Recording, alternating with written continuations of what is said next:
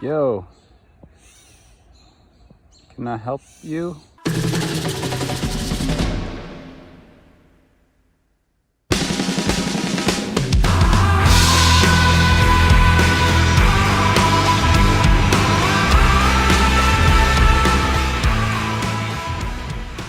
One month ago, today, I found out that my brother James lost his family.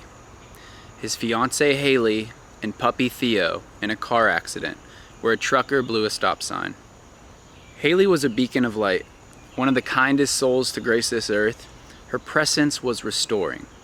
James is one of the most selfless people I know, always putting others' wants and needs before his. James and Haley were two peas in a pod, perfect for each other. Fun, inviting, caring, and easy to get along with. I love the story Haley would tell of how her and James met. How when she first saw James, she was drawn towards him like a magnet. This always created a funny visual in my mind, innately propelled through the masses at alchemy like a bee towards honey. I'm glad we were able to get dinner together a few nights before tragedy struck.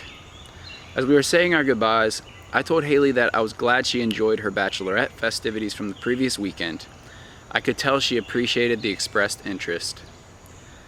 I was looking forward to being a groomsman in their upcoming wedding. In Stoic philosophy, one of my favorite concepts is that of amorphity, which means love of fate. Taking each card you are dealt in life and playing it as your own. The welcoming of all life's experiences as necessary, as nature intended. But when someone close to you encounters the unimaginable, not to mention being among the least deserving people to encounter such a thing, you begin to think, as Forrest Gump did, that maybe we're all just floating around accidental-like on a breeze. Sometimes I think I'm too pragmatic. I break it all down, cause and effect. I'm a walking chemical reaction bound together by physics at play. I'm a wetware android. Other times I recognize the magic. Haley had an ability to let her soul shine. You could feel it when you were around her. So what is that? Perhaps there is something else, something greater at play. Call it what you want. After learning of the accident, I had to catch a flight.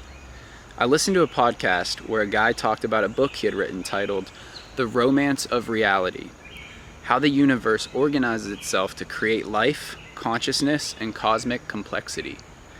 In brief, the author argues that the universe does not tend toward randomness and decline, chaos theory, like prevailing science had indicated. He discusses the emergence of a complexity science, or so it's called. The combo of looking at biology, physics, neuroscience, etc., really all sciences, not individually, but as a whole. Evidence is presented that suggests that life itself is moving towards increased consciousness and awareness. Setbacks, pain, protest, war. Surely humanity is headed in the wrong direction. But maybe what may seem as a setback will propel something else for the greater good, no matter how painful and unfathomable it may be. While listening to this podcast, I couldn't stop thinking of Haley, Theo, and James, and trying to relate this misfortune to what the author was advocating. And trying to make any sense of it, a small trace of light began to appear in the dark. In an age of anxiety, tragedy brings you to the present. When you're present, you're a better person to everyone you encounter, more forgiving and kinder. Sudden loss shakes you up, humbles you, makes you more aware, especially when there was so much life to live. I believe that every person who is close to Haley, even those who only knew of her, will now be a better person, even if it's in the slightest. And maybe I'm just speaking from my own testimony, but I do feel as though her intention of empathy is somewhat transferred to us, like a flower spreading seeds. She loves plants, so this analogy is appropriate. The kindness she had, the goodness she represented, now lives and grows within us. And this newfound perspective I have will act as an example and disseminate to others. And the cycle will continue, and the world will be a better place. And maybe this guy would turn off that chainsaw right now. I'm gonna finish it out, we're almost home stretch. And maybe the increased output of kindness given from the many who cared for her is a greater output of kindness than she could have possibly given on her own. And maybe because you're watching this, you'll strive to be a little better. Rest in peace, Haley. You live on through us. Of course there's a shark where I found the owl.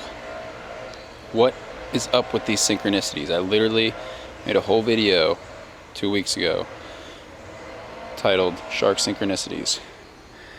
Now there's a shark right here.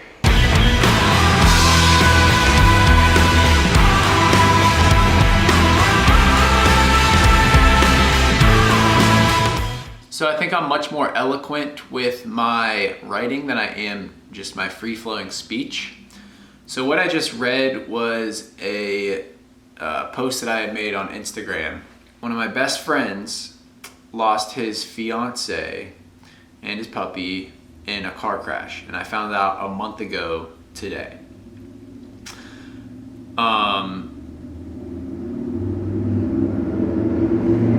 The reason why I wanted to film this tribute where I did in the woods before I had to leave, because it was just, there's too much commotion going on, was because I saw an owl in those woods a couple weeks ago. So after, dealing with this devastation and this loss, and I saw this owl and I came across it, and it's like it was waiting for me.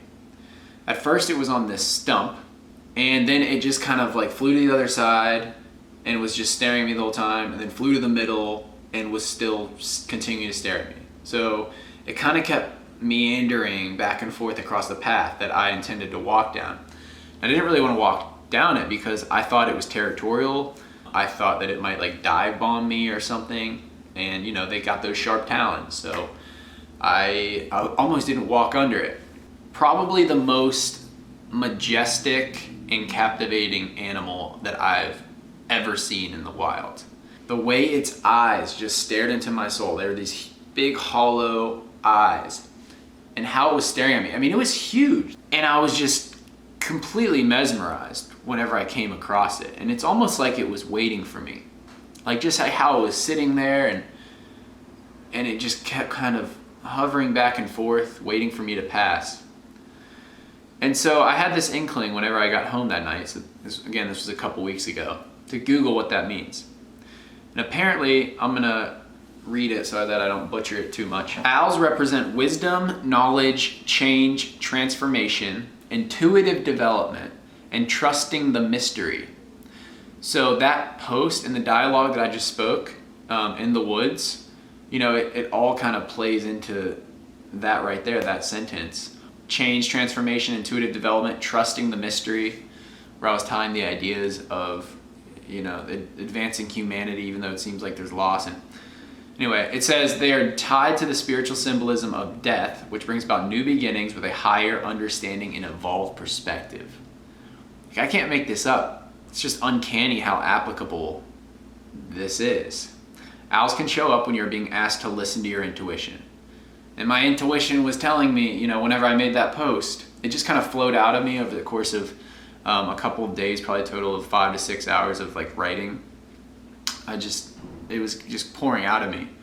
But my intuition was telling me that, even though we suffer, it's for a greater good, a greater awareness, a greater conscientiousness as humanity. So I just found that unbelievable that I came across this owl. That's what it means to see an owl.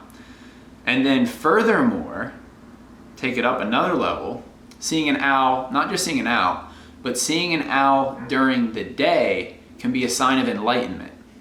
And during this time, after I'd kind of gone into the dark for a little bit and am questioning everything, like why did this happen to one of my best friends, literally one of the most selfless people I've ever met, and then Haley was a beam of light as well. Like, why are they allotted this out of everyone? So this says Seeing an owl during the day can be a sign of enlightenment. Sometimes owls appear during the day when we need to see things from a different perspective. They can also be seen as symbols of wisdom and knowledge, reminding us that we should always try to think critically and look at the world from every angle before making an assumption or decision. Seeing an owl during daylight is a sign of enlightenment because it reminds us to take off our blinders and open up our eyes so we don't miss anything while we're here. I was feeling like this extra connectedness a couple weeks after this tragedy to everything, to people. I was a better listener. I was able to be more present. I wasn't so anxiety stricken all the time in conversation. Like I really felt like I was able to meet people in the frequency that they were at and resonate with them. And I wouldn't say I'm enlightened. I'm too young to be enlightened. I think I'm too ambitious. But I think I kind of float in and out of enlightenment, maybe a little bit. I mean, who doesn't want to be enlightened though, right? I mean, man. I don't think I'm there. I'm just saying. But that's apparently what seeing one during the day means. And then a couple of days ago, I went back to the spot where I saw the owl. And guess what I found?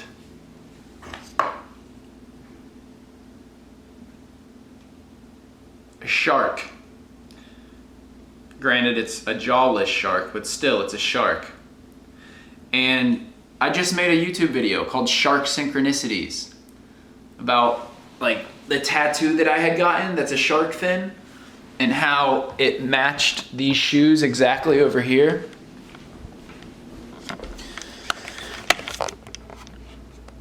These Nikes, they literally mimicked my tattoo, and then Baja Blast has a shark on it, and now this guy's added to my shelf here. Shark Attack, he's right where he belongs. But it's just uncanny, like where I see an owl that's telling me to trust the mystery, trust how things align and happen, and trust my intuition and follow the signs, I come across a shark. I've got some weird looking art here too. It's kind of like sharky. Shark inspired. So, I mean, you put that, you combine the fact that I found a shark toy where I saw the owl that had seemed like he'd been waiting for me my entire life. And it's just like, I mean, like I really look at things critically most of the time, and things are aligning and things are at play that it's really hard to explain. Because believe it or not, guess how many times I found a shark in the woods before? Out of all my adventures and everywhere I've gone, zero. Never found a shark. Toy or real or any other type of shark. It's just incredible. And my favorite book is The Alchemist. If you've ever read The Alchemist, you know it's all about following your personal legend and listening to the signs and following the signs that the universe provides to you to get to your ultimate treasure, which might not be what you think it is. But in that book, the main character, without spoiling too much, he learns to follow the intuition within him and the guiding like light or whatever you want to call it to make his decisions to achieve his best self. And so that coupled with the shark stuff and the owl and just how I've been feeling lately, like this hyper connectivity and awareness, and then listening to that podcast. I'll put the podcast in the description. I just wanted to talk about that because I just made a video, Shark Synchronicity video, and then I find a shark in the woods where I found the enlightenment owl. First time I've seen an owl during the day, and apparently it means you're being enlightened, and I've been kind of feeling a different type of way recently in terms of like spiritual growth. I don't like the word spiritual also. I feel like it gets some taboo associated with it, so to speak. I feel like when people hear spiritual, they think of just like, you know, people like that. But anywho, thanks guys for hearing me out, and I just wanted to make a little tribute Haley did not go in vain. Her kindness is living on. Messages are being spread, such as this one right here, and forces are at play that maybe we don't really know how to comprehend. So that's it, guys. Thank you for watching, and I'll see you next time. I'm just wanting to walk below. I mean no trouble. What's he doing with his mouth? I mean no trouble. Dude.